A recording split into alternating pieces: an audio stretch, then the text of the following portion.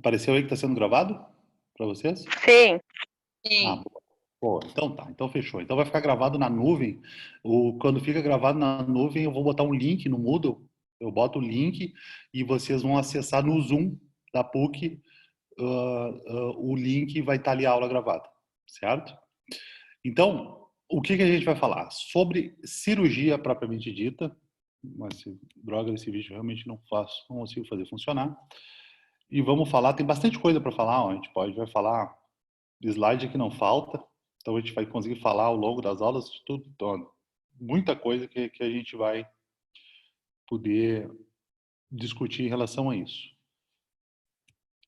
2020, né, por favor, não 2019. E basicamente a gente vai falar sobre as manobras cirúrgicas fundamentais, ou seja, os princípios básicos de cirurgia, o que tem que fazer, dar uma revisada em cada ponto. Vamos falar desde a parte, falar rapidamente sobre anestesia, mas vamos falar sobre as manobras de diérese, de hemostasia, de exérese, e lá no final vamos falar do síntese, né, que a gente já viu, um pouquinho de aula prática que a gente teve em março, a gente viu que tem alguns tipos de ponto, não é necessariamente o ponto simples, pode ser o ponto contínuo, o ponto X, enfim, tem pontos, outros tipos de sutura também que a gente pode fazer, a gente vai falar um pouquinho sobre cada uma delas, certo? Vocês chegaram a ver aquele vídeo que eu fiz, né? Logo no começo a gente estava se familiarizando com um pouco. Acho que algumas pessoas viram o vídeo que eu botei no YouTube, né? Sobre os princípios da montagem da mesa cirúrgica, certo? Sim, né? Ali, quando eu comentava a montagem da mesa, que a gente vai seguir essa ordem aqui, essa ordem de uso. E ali o Clayton até comentou sobre os instrumentos especiais. Eu considerei a parte de exérese, que em todos os procedimentos tem a parte de exérese, por exemplo, uma cirurgia de enxerto ósseo, eu não vou tirar nada, né? Mas a parte de exérese, por exemplo, é se fosse tirar um dente, tirasse uma unha, tirasse um rim, enfim, são instrumentos para isso. E esses são os princípios da cirurgia. Bom, como eu falei, a gente vai falar diretamente, aplicar diretamente na prática, que é a minha ideia, apesar de vocês não terem feito ainda, mas só para se familiarizar um pouco, botei alguns vídeos aqui, quero ver se eu vou conseguir fazer rodar, sobre as exodontias. Vamos imaginar, então, a necessidade de extrair este dente, este incisivo lateral superior. A gente olha, sempre tem que ter radiografia, esse é um princípio básico que a gente sempre vai fazer todos os nossos procedimentos, após a anamnese, exame físico do paciente. A gente vai fazer sim uma radiografia, não dá para a gente entrar sem fazer uma radiografia, a gente já vai ver por quê, né? Então essa é a raiz, essa é a panorâmica que o paciente tinha antes, já tinha fraturado essa coroa aqui do 12 e estava naquela situação clínica aqui para a gente realizar a exodontia. A área que a gente vai anestesiar então está relacionada ao nervo alveolar superior anterior, né? Na verdade a gente vai fazer paraperostal por vestibular, paraperostal aqui por vestibular no fundo de sulco, com os mesmos princípios que vocês aprenderam no ano passado, relacionado a entrar em 45 graus em direção ao ápice do dente, o bisel da agulha voltado para o osso, né? Para fazer essa chamada anestesia paraperostal por vestibular.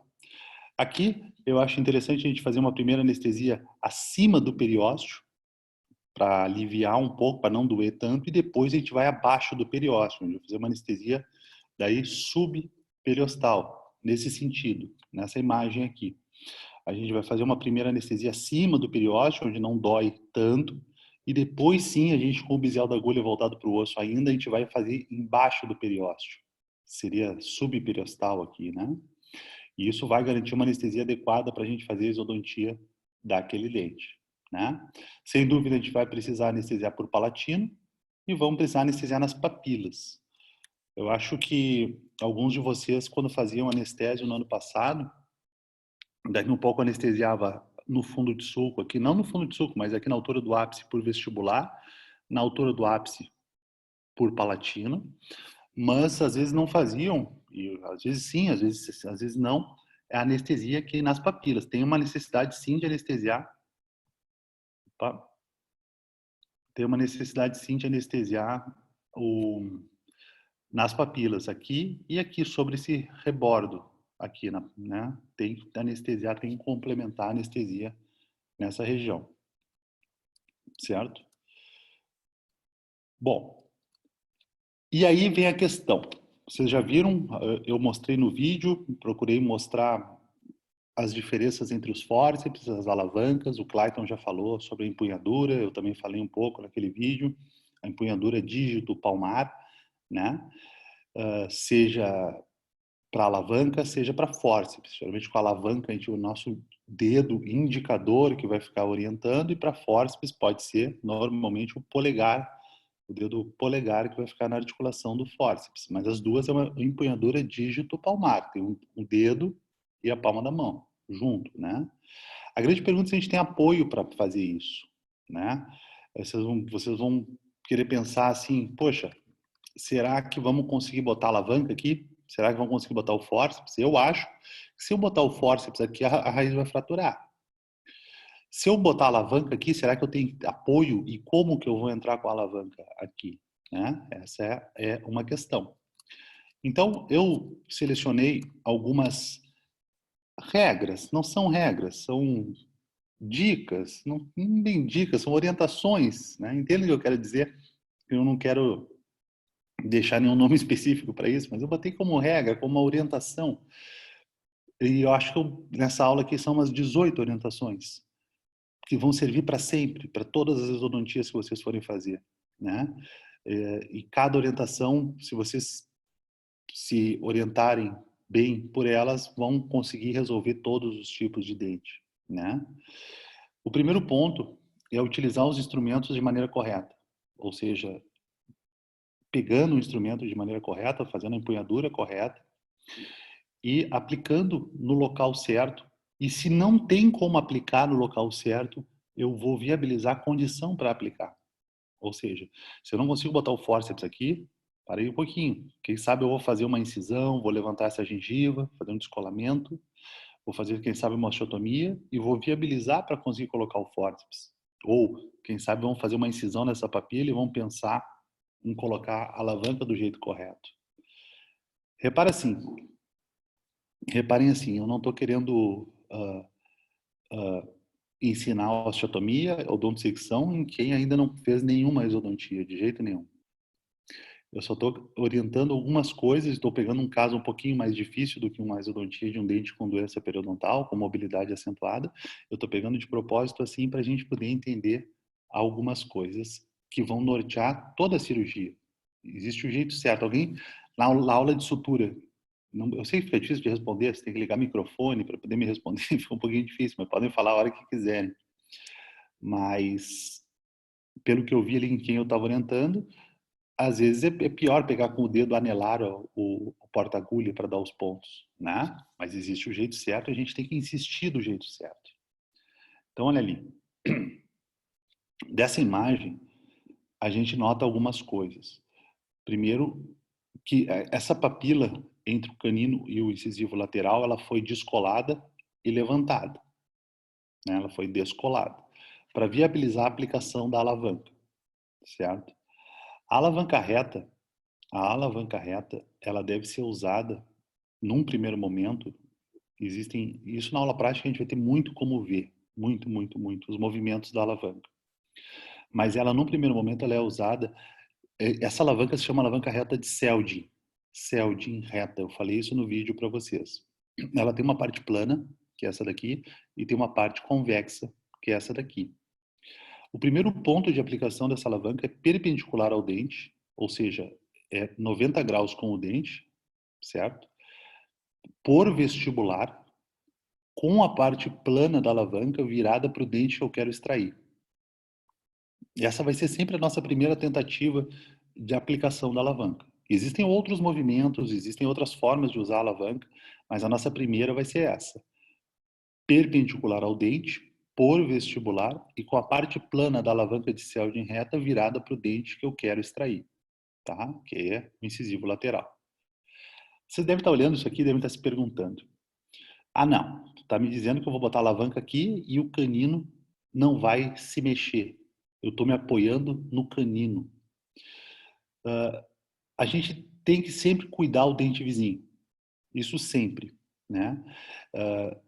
Pode sim, se eu fizer, e o canino, o dente vizinho vai sofrer um pouco, sim. A gente sempre deve procurar essa alavanca e entrar o mais apical possível, sem dúvida. O mais apical possível, sem dúvida. Só que não há dúvida também que o dente vizinho, que vai ajudar no apoio, ele vai sofrer. E eu tenho que estar de olho nele, né? Essa história de dizer assim, não, vamos botar a alavanca lá embaixo no osso, junto, e vamos fazer pressão na crista alveolar vizinha. Nem sempre dá.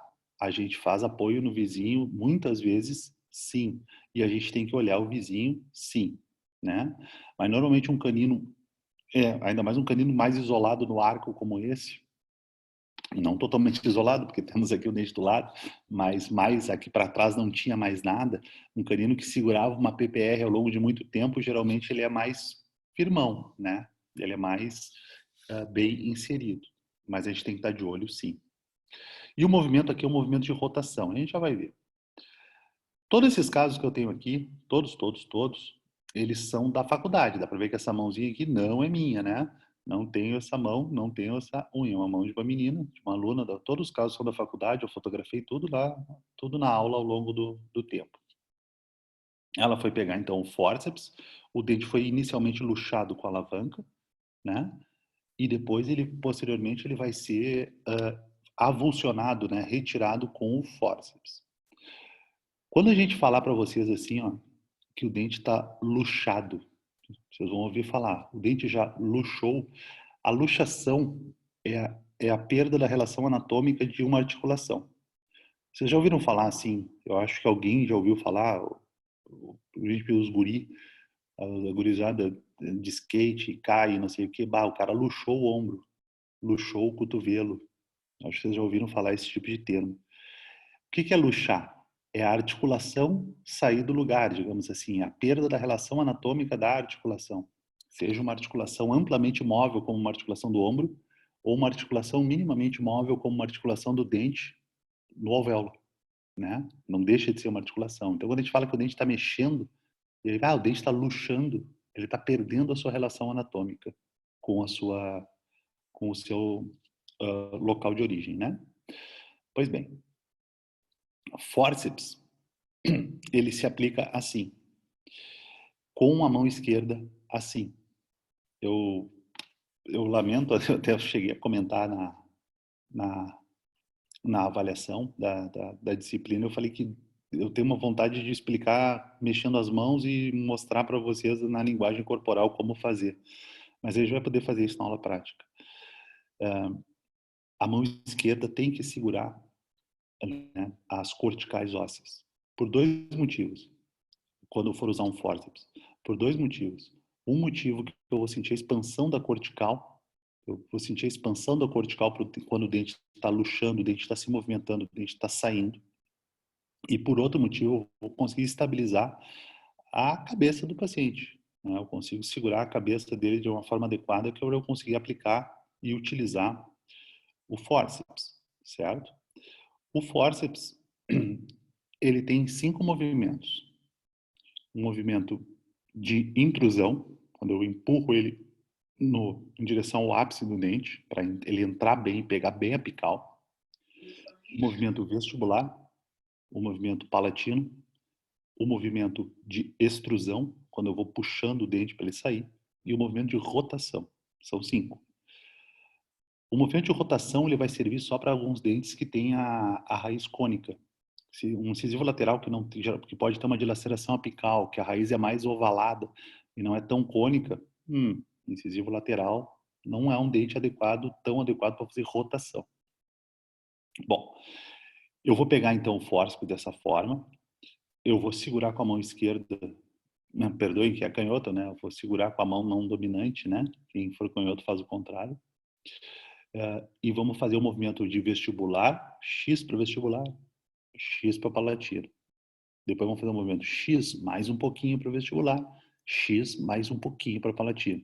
E depois X mais dois pouquinho. E assim vai. A gente diz que é de forma lenta e gradual, né? Eu não posso ficar mantendo a amplitude do movimento do fórceps, ficar sempre no mesmo X, X, X, X. Eu tenho que aos poucos ir aumentando a força. Isso a gente vai poder ver bem na prática. Bom, isso foi o que aconteceu nesse caso. A aluna, ela luxou o dente inicialmente com a alavanca e botou o fórceps. Ou seja, o que ela fez? Ela fez aquela regra número 1. Ela viabilizou condição para tirar o dente. Se ela botasse direto o fórceps ali, muito provavelmente o dente iria fraturar. Mas depois que ela descolou essa papila, descolou essa papilinha, com a incisão, com a lâmina de bisturi número 15, com o descolador de Moult, levantou a papila, botou a alavanca mais ou menos nessa altura, o mais apical possível. Lembra que eu falei, vai pegar um pouquinho no canino? Vai pegar, mas o mais apical possível, para minimizar esse impacto na coroa do canino, sem dúvida. Ela luxou o dente com a alavanca e finalizou o dente com fórceps, certo? Regra número 2. Se não tem lesão periapical, eu não tenho que curetar o alvéolo. Mas vocês veem que esse instrumento aqui que vocês têm na caixa de vocês se chama cureta de Lucas, ou cureta de alvéolo, ou cureta alveolar, né? Então, por que eu estou botando a cureta se ele não tinha lesão periapical? Porque eu vou sondar o alvéolo. Eu vou lá no fundo e vou sentir se todas as paredes do alvéolo estão durinhas, estão firmezinhas, estão, não tem nenhum tecido mole, um tecido de granulação, um tecido inflamatório, ou até mesmo uma lesão periapical. Eu vou observar. Então, na verdade, eu vou usar a cureta meio que para sondar, para inspecionar o alvéolo, não necessariamente para fazer uma curetagem do alvéolo. Não tenho, não é para fazer. Não é para tirar o dente e sair raspando as paredes do alvéolo. A gente vai entender por quê um pouquinho mais adiante. E na hora do ponto? Na hora do ponto, a gente vai procurar pegar o instrumento da melhor forma possível. Essa minha mão aqui, essa mão aqui também não é minha, é da mesma aluna, né? Aqui, ó, ela deveria estar pegando mais no meio da agulha. Deveria estar pegando muito na pontinha da agulha. Deveria estar pegando um pouquinho mais no meio da agulha. E aí, ela pegou com esse dedo. Ela pegou com esse dedo. E você sabe que não é com esse dedo, é com esse dedo. Porque para ela era muito mais fácil fazer, para muitos de vocês ainda é muito mais fácil fazer a sutura e usar esse instrumento que se chama porta-agulha. É muito mais fácil usar com esse dedo, que está mais acostumado enfim, com o colégio, com a vida cotidiana, né, do dia a dia, do que com esse dedo. Mas a gente não pode, e essa é a regra número 3, não vamos insistir em pegar o instrumento do jeito errado. Se tá, mas é mais difícil pegar assim. Grande coisa. Vai pegar assim até aprender a pegar com esse dedo aqui, certo? Não é para pegar com este aqui, né? Aí eu falei para ela, pega direito. Tu vê que quando eu falei para ela pegar direito, ela pegou toda torta. Dá para ver direitinho que aqui ela tava, você tava confortável, né? E eu falei, pega direito isso aí, guria. Acerta essa mão. Ela pegou e olha o jeito, tá toda esgualepada aqui, com o dedo passando, aqui o minguinho sobrou para cá. Ela tá fazendo uma certa força para pegar esse porta-agulha. Mas esse é o jeito certo. Ela vai ter que aprender a pegar assim, certo? Ela vai ter que aprender a pegar assim, de qualquer jeito. Porque a gente não deve insistir em pegar o instrumento da maneira errada, certo? E daí? E daí na hora do ponto é o seguinte, a gente vai ter que dar um ponto para repor essa papila e podemos fazer um ponto simples ou um ponto em forma de X. Deixa eu ver que ponto que foi feito aqui. Foi feito em forma de X. Como é que é o ponto simples? Como é que seria? Ponto simples eu entraria aqui na vestibular, sairia aqui na palatina e dá o nó, faz um ponto aqui e pode fazer um ponto no meio do alvéolo. Um na papila e um no meio do alvéolo. Pronto. Posso fazer dois pontos simples. Ou eu posso fazer um ponto em forma de X. Assim, ó. Eu vou entrar aqui, ó, na papila vestibular, aí saio aqui, aí entro dentro do alvéolo, aqui dentro do alvéolo e saio aqui. Aí eu não faço nada, eu não dou nó nenhum. Eu simplesmente pego o meu porta-agulha, volto para cá e entro aqui. Saio dentro do alvéolo. Dentro do alvéolo, saio na palatina. E simplesmente dou o nó e termino aonde eu comecei, né? Na aula teórica presencial eu consigo mostrar isso na mão, assim, fica, talvez com a linguagem corporal fique um pouquinho mais fácil. Mas o fato é assim, ó, entra aqui, sai aqui, entra aqui, sai aqui, volta por cima do alvéolo, entra aqui, vai aqui dentro, dentro, palato, e vai por cima do alvéolo e fecha onde começou. Aí fica um X, certo? A gente vai explicar melhor isso na prática, a gente vai ter bastante tempo para explicar. Ela fez um X aqui, só que o X ficou meio minguado, porque o X ficou meio para cá, faltou ele começar mais aqui, ele podia fazer um X mais largo, assim, né? Mais gordão aqui. A gente vai ver X que ficaram mais bonitos. E depois a gente fez um ponto simples aqui. Ó, aqui é um X que ficou mais bonito. Da faculdade também. Começou aqui, veio para cá, veio por cima, entrou aqui, saiu dentro do alvéolo, dentro do alvéolo saiu aqui e terminou onde começou. Né? Acho que deu para entender como é que é um ponto em X. Esse ponto em forma de X, ele facilita porque é um só. É um ponto só, é mais rápido, é um nó só. Geralmente no nó é onde mais acumula placa, é onde mais pinica o paciente, onde mais espeta o paciente, o fiozinho, né? Esse X não está perfeito aqui, não. Por quê? Porque ele deveria ou estar aqui no palato ou estar mais aqui. A gente não deve deixar um nó em cima do alvéolo, né? Em cima do buraco do alvéolo, em cima da cavidade do alvéolo, né? O nó deve ficar de preferência mais na mucosa, porque é onde mais acumula placa, né? Então, para ficar 100%, de repente o X podia começar e terminar aqui, ó, nessa parte aqui. Ficaria 100%, mas está quase 100% esse aqui. Ó, o nó, até no ponto simples, isso aqui é um ponto simples, o nó está terminando fora do alvéolo. Fora do alvéolo. Isso é o ideal. Ah, mas está acabando por palatino em vez de acabar por vestibular. Normalmente, vou dizer para vocês, eu acabo por vestibular, tá? Normalmente eu acabo por vestibular. Porque aqui o cara fica passando a língua toda hora, né? Fica passando a língua, mas não está errado. Mas o importante é que o nó fique fora da alvéolo. É muito clara essa imagem, a grande possibilidade de acúmulo de sujeira aqui, de placa, de resto de alimento no nó aqui do que no fio, né?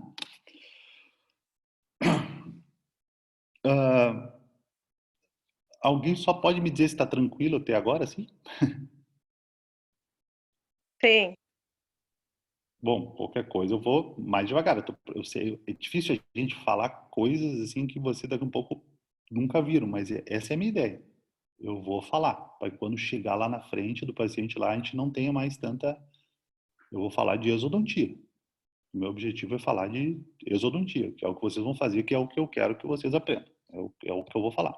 E vai ser um monte de detalhezinho de propósito. Não precisem se preocupar em decorar ou de entender todos os detalhezinhos agora, mas aos poucos vocês vão absorvendo, né? Muito bem. Falando nisso, eu vou falar mais uma outra coisa de cirurgia que vocês podem ir absorvendo aos poucos. Olha só. Esse fio aqui, aproveitar para falar disso. Esse fio aqui é um fio de nylon. É um fio mononylon, é um fio monofilamentar e ele é um fio que acumula menos placa, mas ele espeta um pouquinho mais. A vantagem dele é que ele não acumula tanta placa, mas a desvantagem dele é que ele escorrega um pouco na hora de dar um nó. E por isso que normalmente vocês vão começar usando este aqui, ó, que é um fio de seda. O fio de seda, dá para ver, ó, que ele é diferente, ele não é monofilamentar, ele é multifilamentar. Ele tem um monte de fiozinho trançado. E quando a gente tira esses pontos, tá uma maçaroca cheia de placa, né? Claro, se o paciente não limpar tão bem, mas mesmo ele limpando bem, o fio de seda fica uma maçaroca em 7, 10 dias quando a gente vai tirar os pontos, né? Então, os fios, eles podem ser classificados quanto à sua composição, digamos assim. Pode ser um fio de seda, que é multifilamentar, que acumula mais placa, mas ele não espeta tanto. Ele não espeta tanto a boca do paciente. Tá, para que então, se ele acumula muita placa? Imagine tirar o freio da língua. uma cirurgia para tirar o freio da língua, frenectomia lingual. É melhor usar um fio, de repente, de seda, que não fica espetando tanto ali embaixo da língua do paciente, né? Agora, num alvéolo, numa exodontia, daqui a pouco é melhor usar um fio de nylon, que não acumula tanta placa. E por que na cirurgia 1 vocês usam seda? A gente usa seda porque ele não escorrega tanto quando eu faço o primeiro seminó, que o professor Clayton deve ter falado para vocês em relação aos primeiros seminó, o segundo seminó e o depois o nó de segurança, né? Muito bem. Outro detalhe é que o fio ele pode ser 4 zeros. Quanto maior o número de zeros, mais fino ele é. Isso aqui é um fio 4 zeros. Ele é mais grossinho. Este aqui já era um fio 5 zeros. É um fio mais fino. Por exemplo, para fazer uma cirurgia dentro do olho, uma cirurgia oftalmológica, a gente vai usar um fio daqui um pouco 8 zeros, 9 zeros.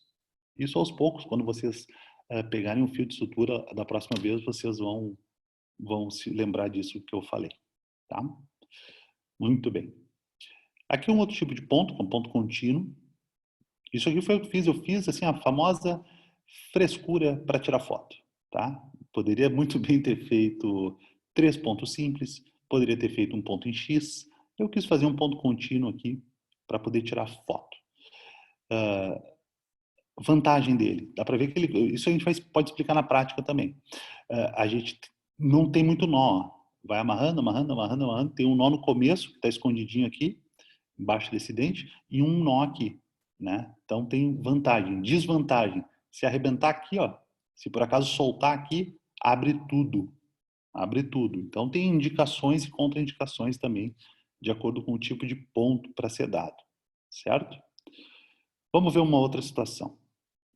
E assim eu vou falando, toda quinta-feira agora, vou falando devagarinho, mostrando várias situações e vários pontos de cirurgia para vocês. Durante 1 hora, não vou falar 45, se vocês não se importam. Até as 8. 5 para as 8, então, 55. Estes 3 dentes aqui, com indicação de exodontia. Esse aqui dá para botar um pino? Não sei se foi tirado ou não.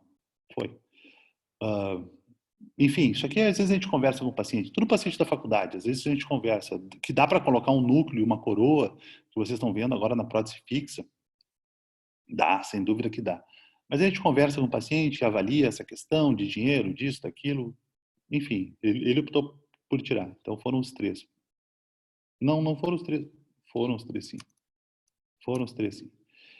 E aqui foi feito um ponto contínuo. Na faculdade, por aluno, da cirurgia 1. Até não era da 1, tá? Eu acho que era da 2. Não, ou da 3. Enfim. Esse é um ponto contínuo. Ele começa com um ponto aqui, chama contínuo festonado, e vai passando, passando, passando, passando. Vantagem: muito menos nó para acumular placa, muito menos nó para pinicar o paciente, muito mais rápido. Desvantagem: se soltar aqui, ó, abre tudo, né? Desvantagem: em alguns casos, por exemplo, que pode ter uma infecção na ferida operatória, que tu quer abrir para dar uma drenada.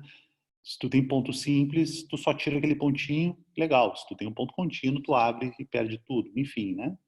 São situações que a gente pode usar. Vamos ver mais um caso. Vamos ver o que se trata no molar inferior agora. Bom, no molar inferior, a gente tem que estar muito em mente, na anestesia do dentário inferior, do alveolar inferior, que a gente tem que estar 1 centímetro acima do plano oclusal para chegar na entrada do forame mandibular, na entrada do canal mandibular, né? Aonde a gente quer chegar. Então eu vejo que muitas vezes vocês alunos, como de forma geral, como eu fazia também, entra no ponto certo aqui, mas aponta para baixo a agulha e a anestesia acaba chegando aqui e não no local certo. Vamos ver na boca. Porque numa panorâmica, quando a gente olha aqui, aqui está o canal mandibular, ó, aqui e aqui as duas corticais do canal mandibular, ele está aqui, ó, ele está acima do plano oclusal.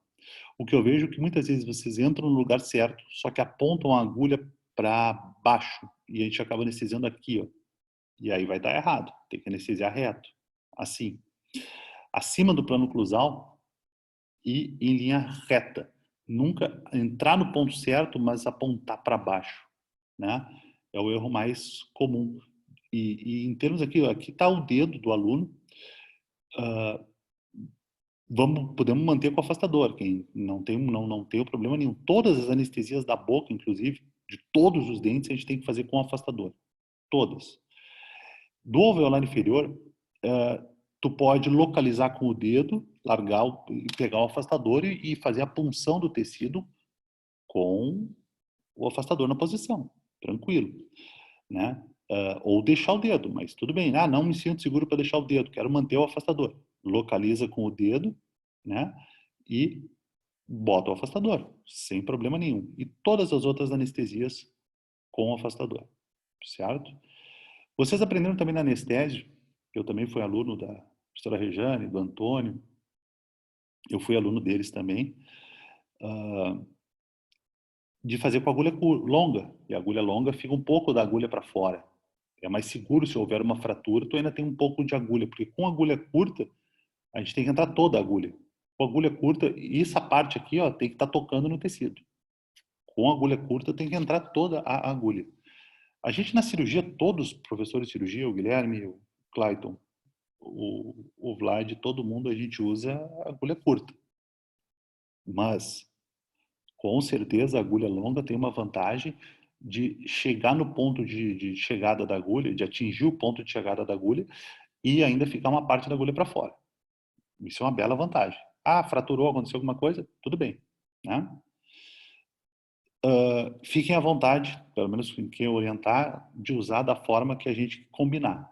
Ah, me mostra como é que é com agulha curta. Vou mostrar, vamos fazer. Ah, eu me sinto seguro com agulha longa. Vamos fazer com agulha longa. Não vamos, né? A gente não quer, a gente não vai complicar. Mas lá, agora no 4º ano, na cirurgia 4, me sinto melhor para fazer com agulha curta. Vamos fazer, né? E aí, até o final da faculdade, no 4º, no 5º ano, eu dou aula também no 4º, também dou aula no 5º ano. Vocês vão fazer das duas formas e depois vão decidir com calma como vão fazer no consultório e na vida profissional de vocês, sem problema nenhum, né? Mas um detalhe importante é esse aqui. Toda vez que eu puncionar um pouquinho a agulha, eu punciono um pouquinho com o meu polegar e dou uma soltadinha no dedo. E fico, essa parte aqui é vazada, tem o vidro, justamente para eu olhar para o tubete. Né? Se não precisasse olhar, não seria vazado. Então, quando eu faço a punção, eu aperto um pouquinho o êmbolo e dou uma soltada no êmbolo do meu polegar, tá? Para ver se vem sangue, para ver se tu aspira sangue. Não precisa ser carpule com aquela anel, aquela argola de aspiração. Não precisa ser aquilo. Qualquer carpule, até pela pressão que tu faz, quando tá dentro do vaso, tu dá uma soltadinha no polegar, vai voltar sangue se tu estiver dentro do vaso. Vai voltar sangue se tu estiver dentro do vaso, certo? Não precisa, mas o que tu tem que fazer? Olhar pro tubete. O que eu fiz aqui? Isso aqui é meu. Eu injetei praticamente tudo dentro do vaso. E depois que o paciente me perguntou, é normal ter o coração disparar um pouquinho? Eu digo, sim, claro, como não? E aí ele me disse, tá, mas eu já fiz várias anestesias e nunca foi dessa vez. Eu digo, pois então, tu vê, normal. E que cara que a gente fica, né? Ou seja, não adianta depois a gente não, né? Então, no começo, dá uma soltadinha no dedo que vai aspirar sangue se tiver dentro do vaso. E não depois de botar todo o tubete, como eu fiz aqui, né? Isso aí é um tubete que eu fotografei de uma cirurgia minha, né? Desde então eu parei de fazer isso, eu começo a dar uma soltadinha no dedo para conseguir perceber se eu estou dentro do vaso ou não. E na hora da anestesia, sempre na hora da anestesia, eu viro o vidro, aqui a parte que eu enxergo o vidro para mim. Eu tenho que estar enxergando o vidro, certo? Essa história também de dar o dentário inferior, olhando para a lua, olhando para cima, olhando... Não, olha para o vidro do tubete, tá? Olha para o vidro do tubete e verifica se tu não tem uma injeção intravascular acidental, certo? Muito bem. Em relação ao fórceps, no caso era um molar, e o fórceps para molar, eu falei isso no vídeo para vocês, ele tem essas cristas aqui, essas saliências aqui, ó, certo? Tendo essas, aqui vai dar para ver melhor. Opa, não dá para ver melhor não. Ele tem duas cristas aqui, duas saliências que eles vão visar a furca do dente. Portanto, num fórceps premolar inferior, ele tem dos dois lados, porque a furca é vestibular, é lingual, né? Pois bem, visando aqui a furca do dente, ó, ele visa a furca do dente. Não precisaria, Mas aqui nesse caso foi feito uma luxação prévia com alavanca. Não, isso não é obrigatório. Tu pode fazer sindesmotomia e fórceps direto, diretaço. Não tem mistério. Não precisaria. Mas aqui ela luxou um pouco com a alavanca e depois botou o fórceps. Repito, essa mão aqui, ó, não é minha. E justamente o fórceps para mandíbula, ele é angulado, ele vem reto e desce, como eu mostrei naquele vídeo lá para vocês, ó. Ele justamente ele é angulado para isso, ó, para ter uma boa ergonomia e uma posição adequada de trabalho. E aquelas cristas do fórceps, ela vai visar justamente a furca, como se fosse aqui, ó, desse dente. Eu acho que essa imagem dá muito claro a aplicação do fórceps para molar, né? Ó, que ali segurou, visou a furca, certo? Eu tinha posto uns videozinhos aqui que eu não sei o que aconteceu com os videozinhos que eu botei.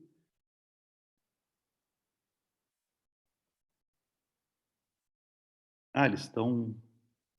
Logo vão aparecer. Logo, tá mais para frente. Achei que eu estava perdido.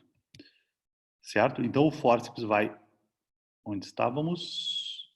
Aqui. O fórceps vai justamente visando a furca e por isso que o fórceps malar para dentes inferiores são angulados, vem reto e desce, certo? E aí o movimento X para vestibular, X para palatina, lingual, X mais um pouquinho, X mais um pouquinho e lento e gradualmente. De preferência não com esse afastador, com o dedo aqui. Eu não consigo segurar as corticais lingual e vestibular aqui porque a minha mão não vai entrar aqui, mas pelo menos um dedo aqui. A gente já vai ver no vídeo isso. Vamos adiante. Outro dente, outras duas raízes para fazer a exodontia. Temos lá as duas raízes e a mesma pergunta. Dá para botar o fórceps? Dá para botar a alavanca? Tá, não dá. Então a gente vai fazer uma incisão intrasulcular, ou seja, só dentro do sulco. Isso aqui é a lâmina 15, no cabo de bisturi número 3, né, o afastador de Minnesota, né, que vocês têm, todo tem na caixa.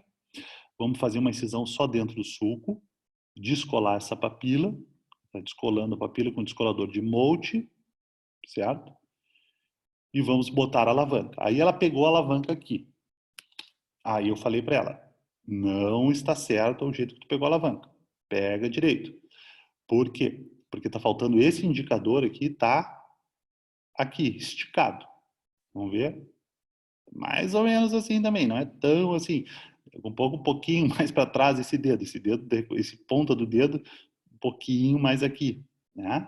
Mas a empunhadura da alavanca é mais ou menos essa, né? É dígito palmar, é assim que se segura a alavanca. Tá? O dedo um pouquinho mais para cá, um pouquinho mais para baixo. Mas tudo bem. O que não pode é pegar a alavanca assim, né? Pegando a alavanca assim, sem um dedo de guia, sem um dedo de controle, é como a gente perde a noção da nossa força. É como se estivesse rosqueando, torcendo, sei lá o que, entende? Uh, deixa eu ver. É como se estivesse rosqueando sem noção nenhuma de força. E com o dedo assim é a técnica mais adequada. Bom, aí eu falei, ó, agora vamos botar aqui, vamos apoiar nesse para tirar este. Botou ela parte plana, virada para o dente que vai tirar.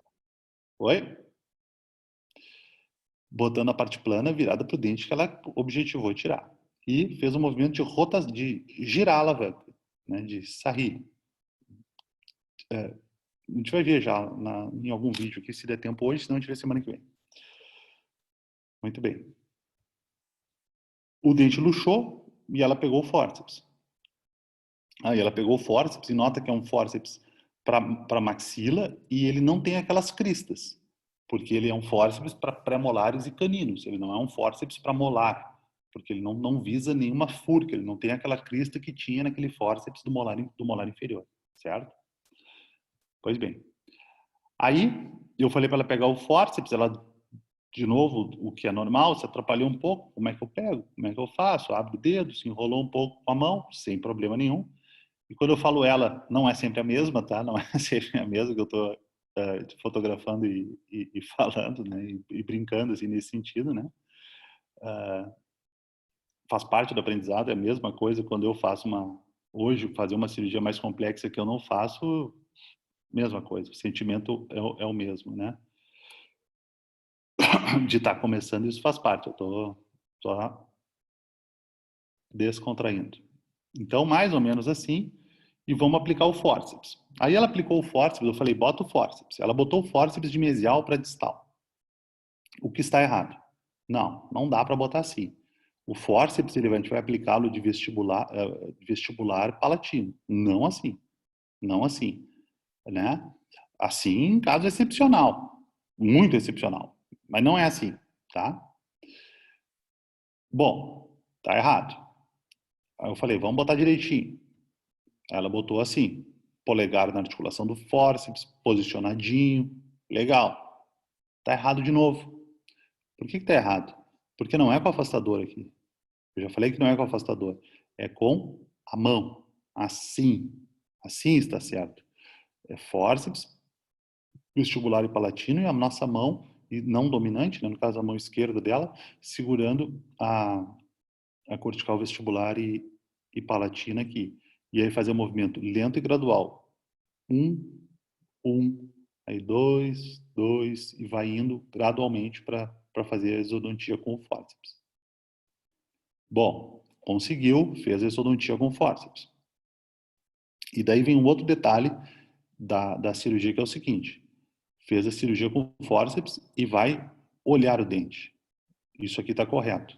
Eu não posso tirar o dente e jogar o dente na mesa. Ah, tira o dente, atira na mesa. Feito. Não, não está nada feito. Eu tiro o dente e eu vou pegar uma gaze, eu vou inspecionar o dente.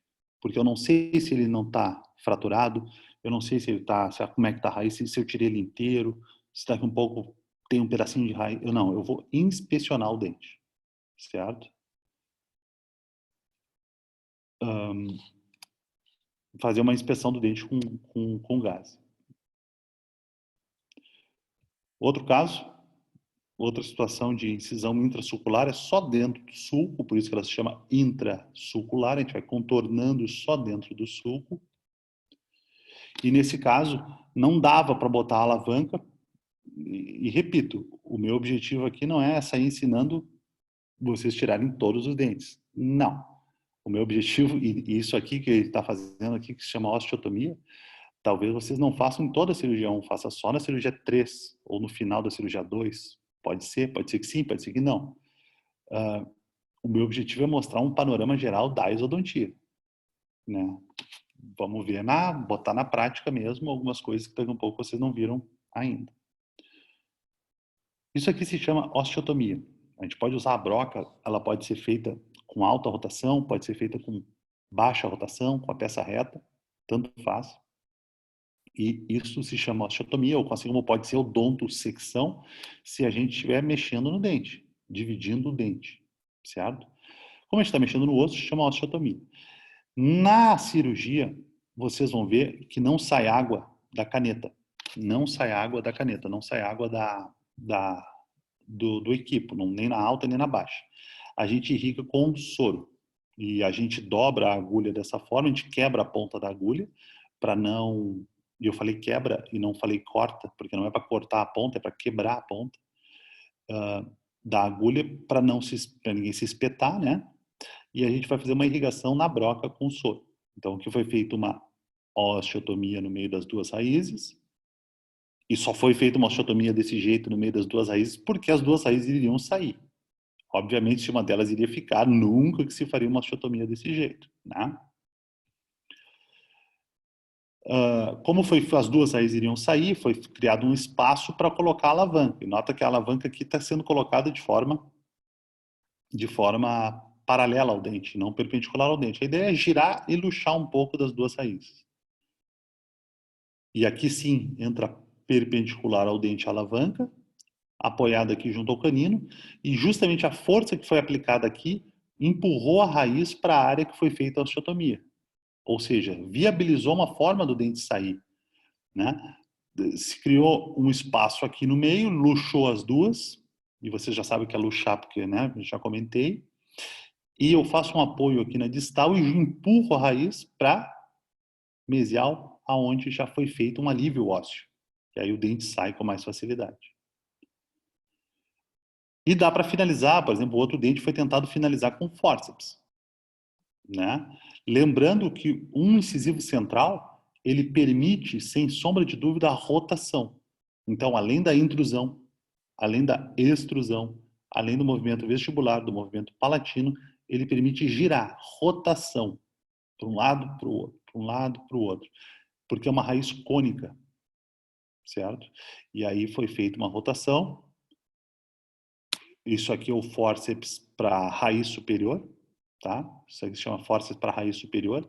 Esse aqui se chama fórceps baioneta, que também é um fórceps para a raiz superior, né? Ou fórceps contraangulado. Repara a mão esquerda. No caso, até a mão direita, né? Essa aqui era canhota. Ou canhoto, não, não dá para ver, não dá para dizer se é homem ou mulher. Mas, tu vê, ó. É, né? Isso aqui é a mão direita e isso aqui é a mão esquerda. Esse aluno que era canhoto. E a mão não dominante segurando as corticais, né? Segurando as corticais e fazendo a rotação e o movimento vestibular palatino para fazer a exodontia deste dente. Ou seja, não é para ter medo. Retalho, osteotomia, odontosecção, o que tiver que fazer vai facilitar. É para facilitar, né? É muito comum, por isso a gente chega no quarto ano, a gente chega e diz assim, ah, faz um retalho aí. Aí a gente sai do box e volta meia hora depois e o aluno não fez o retalho. Por quê? Porque logo depois que a gente fala que é para fazer um retalho, ele vira pro colega e diz assim, que retalho? Não é ele que depois fica dando ponto aqui, depois fica sangrando aqui, não é ele que vai estar aqui. No sentido de que o retalho é para prejudicar, ou não, para que eu vou fazer isso no paciente? Eu vou fazer um retalho, um baita de um descolamento, para quê? Não, não, não é para prejudicar. Pelo contrário, ele facilita, né? Então não tem que se preocupar quando a gente fizer, bah, mas cortou essa gengiva, bah, mas tirou. Não, isso é para realmente facilitar a vida. Esse aqui é o último que eu vou mostrar, ele tem um vídeo, eu acho que tem um vídeo, tem um vídeo, que é um que eu quero mostrar aqui, que é a isodontia desse resto radicular. A gente nota que ele tem muito pouca inserção, e a gente nota já que a importância da radiografia, né? Tu olha um dente assim, vamos tirar. Aí tu tira, sai um toquinho, sai um dente de 4 milímetros, né? Ah, mas sai uma lasquinha. Aí tu, puxa vida, tirei tudo, como é que só tem uma lasquinha aí? O que que aconteceu? Será que eu tirei tudo? Será que eu não tirei? Né? Radiografia, tem que ter radiografia. Ele é curto mesmo, e ele é irregular, ó. Ele é curto e irregular. Sem radiografia, eu vou tirar essa raiz e acho que vou ficar procurando o resto. Será que tem resto? Ah, mas como é que não tem o resto? Não sei, pode ter reabsorvido, o dente pode ter extruído e foi quebrando, não tem resto. Eu tenho que ter uma radiografia. E, aliás, essa radiografia está bem ruim. De preferência, eu tenho que ter uma radiografia boa, né, para poder ver se a raiz toda está ali para ser retirada, né? Então, a ideia desse dente é trabalhar, de novo, não sou eu, só com um sindesmótomo, por exemplo. Mais do que uma sindesmotomia, e depois eu mostro como é que é a sindesmotomia, é fazer o que vocês têm com o periótomo, é trabalhar mais profundamente. Vamos ver aqui se vai rodar.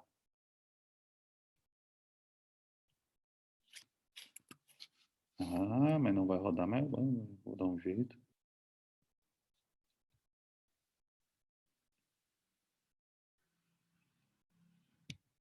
Só me permite aqui, porque agora eu vou ter o trabalheiro fazer esses videozinhos e não vai rodar.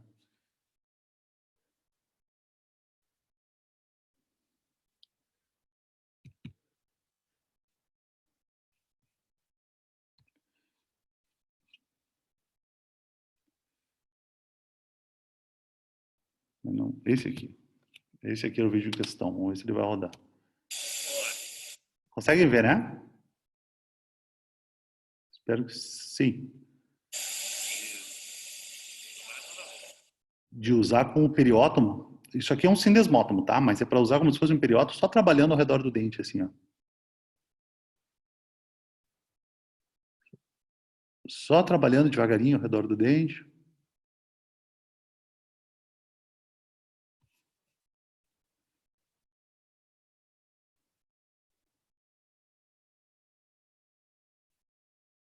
Na verdade, aqui é meu braço, né? Eu estava ajudando aqui com o afastador e deixando ela fazer. Ó, e aí, como o dente é curto, a gente vai trabalhando só de forma com periódon.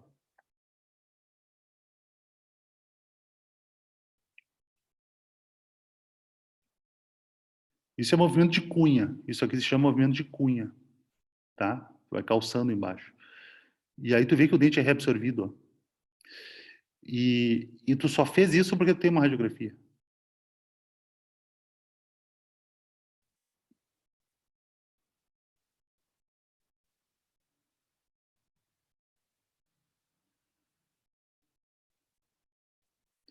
E pronto, esse é um exemplo que deu para fazer como a raiz é mais curta, não precisou nem fórceps nem alavanca, né? Deu para fazer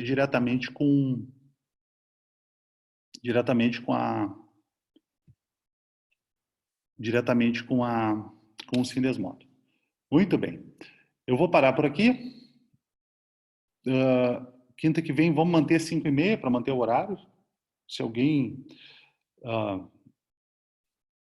pode me mandar alguma mensagem se achar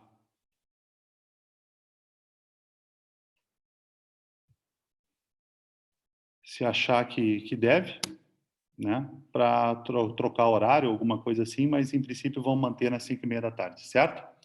Alguma questão neste momento?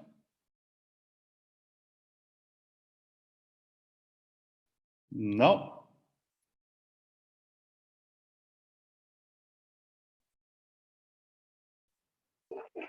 Professor, Oi. o ponto em X é por dentro primeiro? Por Eu fora não primeiro. entendi muito bem. Por fora, tá. Assim, ó.